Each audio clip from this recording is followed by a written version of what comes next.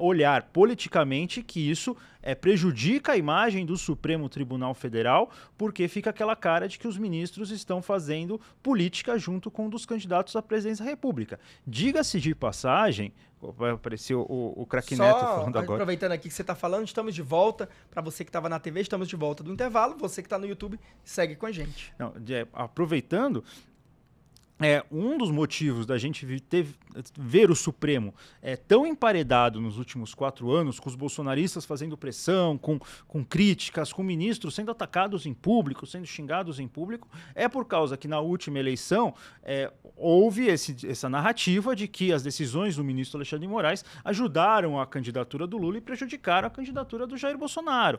Acho que é desde realmente 2000, desde que o Bolsonaro entrou no poder, que teve uma relação muito ruim com o Supremo, né? Brigou muito com o Supremo se fechou ali, né? Tentou se proteger e entrou no jogo político, sim. A gente que conversa com os ministros, que analisa, que acompanha o dia a dia, a gente sabe que não é que os ministros não seguem a Constituição. Talvez o ministro Alexandre de Moraes não seguiu a Constituição, nesse caso do jornalista lá, ao quebrar o sigilo. Do Luiz Pablo. Mas existe uma coisa ali que eu noto muito, que é o timing escolhido pelos ministros para muitas das decisões acaba sendo um timing. A decisão pode seguir a Constituição, o direito civil, o direito penal, mas o timing das decisões parece seguir uma lógica muito mais política.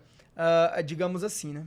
O Supremo tem uma faceta política, é previsto isso, os próprios ministros admitem que conversar com os outros poderes para que se mantenha uma paz, vamos dizer assim, não é uma colisão, mas uma relação de respeito mútuo entre os poderes faz parte das atribuições do Supremo Tribunal Federal. Mas é isso, a gente até falou no começo, lembrando que nas últimas eleições o Supremo Tribunal Federal proibiu o então candidato à reeleição Jair Bolsonaro de apontar que o então candidato à presidência da República, Luiz Inácio Lula da Silva, tinha relações, tinha proximidade com alguns dos ditadores latino-americanos, como era o caso do Nicolás Maduro. Então, isso é uma questão que a gente começou o programa falando de radicalização. Eu acho que é uma questão também que tem sido muito questionada. O Renan Santos foi muito questionado sobre isso, o Romeu Zema foi questionado sobre isso. Você descumpriria ordens do Supremo Tribunal Federal? E ao primeiro olhar, um primeiro momento, você falaria assim, não, um candidato, um presidente da República não pode descumprir ordens do Supremo Tribunal Federal. Só que a gente tem que trazer isso para o caso concreto, a gente tem que trazer isso para o momento histórico que a gente vive, em que o ministro Alexandre de Moraes, infelizmente, tomou uma decisão que apesar dele negar, apesar dele ter um entendimento diferente, qualquer um que lê o texto frio da lei ali da Constituição entende que foi contra, que é o caso do sigilo de fonte do jornalista Luiz Pablo. Então, fica a pergunta. Essa pergunta tem que ser respondida não apenas pelos candidatos, mas nós como sociedade. Como faremos quando ministros do Supremo Tribunal Federal tomam decisões que vão contra o texto da Constituição Federal?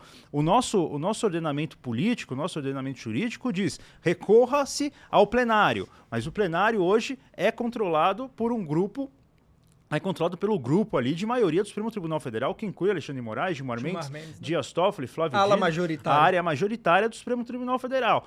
E se o Supremo, como colegiado, tomar uma decisão ilegal, recorra-se ao Senado. Mas como a gente vai recorrer ao Senado, gente, quando o ministro Alexandre de Moraes é o responsável por organizar o encontro entre Lula e Davi Alcolumbre, que vai permitir que a PEC 6x1 ande na próxima semana? Foi Alexandre de Moraes o padrinho dessa reconciliação. Fez o jantar na casa dele, Fez o jantar na casa dele. Ou seja, quebrou o gelo entre Lula e Alcolumbre, que não se falavam desde que o Alcolumbre patrocinou a derrota do Jorge Messias. Supremo Tribunal, o Senado Federal, controlado por Davi Alcolumbre, que vai emparedar um ministro do Supremo Tribunal Federal que tomar uma decisão, como foi o caso no caso Luiz Pablo, uma decisão que vai contra o texto da Constituição Federal, não parece plausível, não parece provável. Então a gente está diante de um problema concreto. Esse problema concreto os candidatos têm que responder, porque eles vão ter que propor medidas para melhorar a relação entre Supremo, Congresso Nacional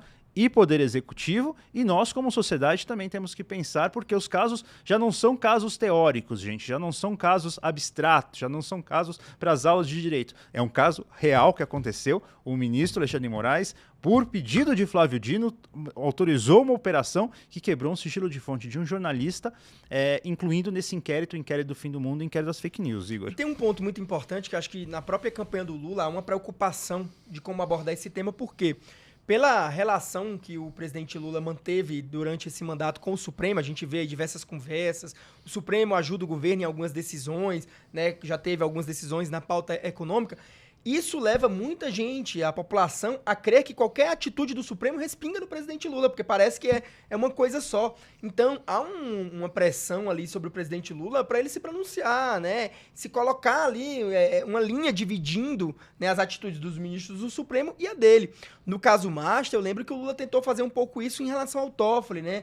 Vazou, por exemplo, que não tinha concordado com tudo que estava acontecendo ali em relação ao Toffoli, a relação com o Daniel Vorcaro, com o próprio Alexandre de Moraes. Então eu acho que para o Lula vai ser um assunto muito delicado isso, pela relação umbilical, que pelo menos perante a população parecem ter o Supremo e o governo. Né? Um colega nosso, o Guilherme Waltenberg, do Poder 360, ele usa um termo que eu acho muito divertido, que é o judicialismo de coalizão. Nós não vivemos mais o presidencialismo de coalizão, nós vivemos o judicialismo de coalizão. E realmente, para um governo como o do presidente Lula, que tem minoria no Congresso Nacional, né, ele desviou o eixo dele para o Supremo. Ele desvia o eixo dele para o Supremo. O Bolsonaro, que teve uma relação muito complicada com o Supremo, desviou para o Congresso Nacional, onde ele encontrou o Arthur Lira, na época presidente da Câmara, e o próprio Davi Alcolumbre, que também, né, teve uma relação. Para isso, o Bolsonaro usou as emendas, sobretudo as emendas do chamado orçamento secreto, né, e o Lira controlava essas emendas e garantia ali maioria para aprovar os projetos do governo. Isso, Davi Alcolumbre foi para o comando da Comissão de Constituição e Justiça,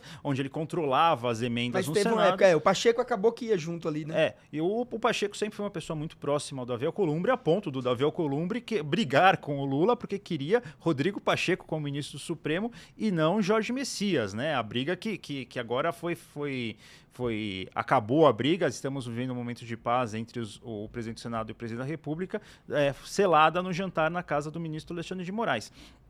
Mas é exatamente isso. O presidente Bolsonaro, o ex-presidente Bolsonaro, começou o governo dele ali brigando especialmente com o Rodrigo Maia, então presidente da Câmara dos Deputados, né? Mas depois ele traz Ciro Nogueira para o governo, ele traz a então ministra Flávia Arruda para a Secretaria-Geral da Presidência e pacifica e compra a briga com o Supremo Tribunal Federal. Agora Lula faz o inverso. Lula, por exemplo, se protege muito nessa questão das emendas parlamentares, já que a gente falou de orçamento secreto, com as decisões do ministro Flávio Dino. A gente vai lembrar, é claro, as coisas aqui em Brasília acontecem tão rápido, com tanta frequência, tanta coisa acontece todo dia que às vezes a gente esquece. Mas quando o ministro Flávio Dino tomou várias das medidas contra o orçamento secreto, contra pagamentos de emendas sem padrinho, muitos dos líderes do Centrão ficaram absolutamente irritados. Só com o ministro Flávio Dino? Não, ficaram irritados com o Lula, ficaram irritados com o Palácio Planalto porque entendiam que Flávio Dino não tomaria uma decisão dessas sem o aval do Lula, Igor. Bom, Gustavo, se uma palavra definiu essa semana foi a palavra radicalização, mas ainda falta muita sabatina, muito debate e principalmente muitas bombas políticas que ainda podem aparecer aí nos próximos dias. Na próxima semana estaremos de volta com mais uma edição do Panorama Eleições, acompanhando tudo o que realmente movimenta a corrida eleitoral e, sobretudo, a corrida presidencial brasileira. Boa noite e até a próxima semana.